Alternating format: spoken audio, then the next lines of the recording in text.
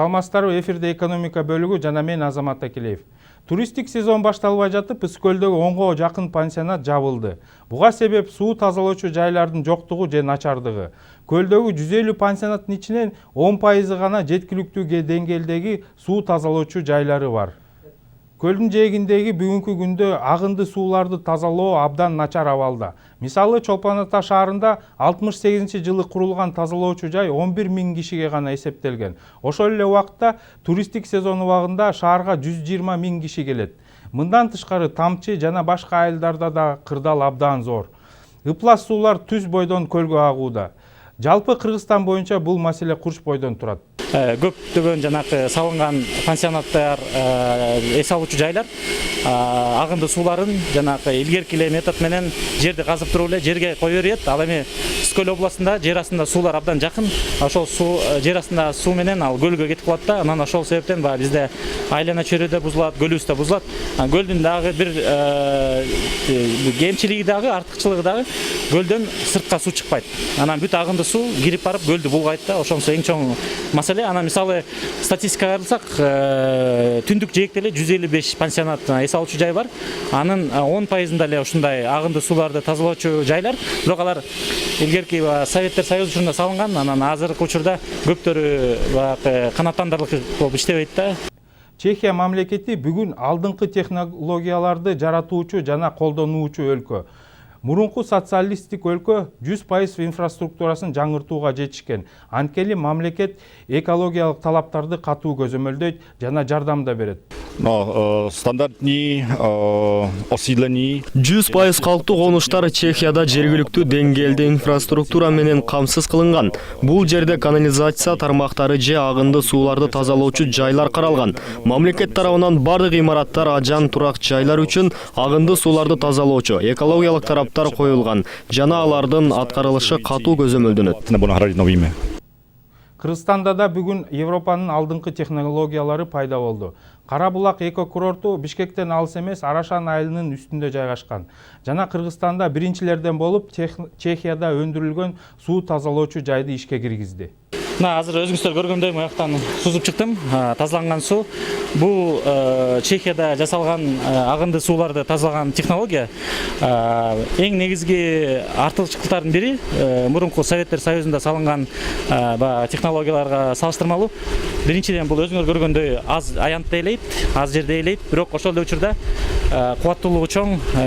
Мисалы, бул жерде 200 адамдын агынды суусун тазалайт. Андан тышкары бул толук автоматташтырылган.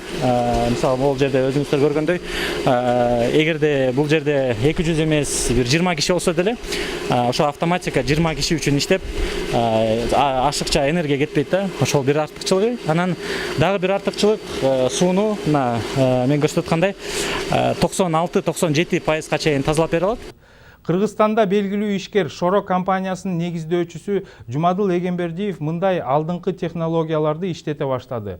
Анын жаңы долбоору экологиялык курорт, кыргыздын этникалык өзгөчөлүктөрүн жана таза жергиликтүү тамак аштарды, курулуш материалдарды колдонгон туристтик жай.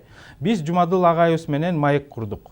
Ошол биздин өзүбүздүн улуттук идеябыздан алыс кетпей, боз үйдүн жытын духун берип, мына көрбөйсүңөр могу жерде могу дуга, түндүк турат, кереге, баягы бүт фрагменттарына берилген да, ушундай декор. Бүт морги декордун баары ушундай ченел мындай жасалган, ушундай концепцияга өзүнүн ченем менен. Анан 2 кишилик оореки комната, гостиница. Анан эми самый главный эң негизгиси могу санузел. Эң келген старостардын проблемасы эле санузел да. Туалет, даараткана. Бул даараткананы биз ата-атайыбыз билбептир да. Бизде дегенде кажатка барат деп коет. Кажат, дааратка деген кажатта болгон. Кажат деген кооктуу талдын ар жагы, жетиги көңдүн ар жагы ушундай да эми. Тезекти мында кармап деле отура берген кыргыздарчы илгери. Ушу даараткана деп коюп элечи. Анан эми бул жерде современный даараткана түзбөсөк, азыр эми жашы өзгөрүп атат да. Ошону уялбай эле элден үйрөнүп эле, Западтан үйрөнүп, нормальный туалетти курдум, уялбай эле. Илгерки баягы советтик норма менен жашап келатабыз. Чуңкурду казып коюп эле, анан чуңкур менен анан кийин тиги санэпидстанцияга барып саламдашып коюп эле, анан кийин баары ошентип оокат кылып атпайбы? Ал кайда кетип аткан менен эч ким иши жок. Ушундай. Әне менің тоның башында, менің заведением бар тоның башында болып отпай. То есть су ушияқтан шығып кетіп отпай шарды көзде бар. Егерде мен ушу маселени түз қарабасам, анда ким қарайды? Мен суның башында тұрып, мен бірінші қойып атам. Бұны алидағы көп кіші түшінелік. Түшінгендер бар, алар қолдап атады. Но это бұл актуально, бұл кейінкеге маселеге.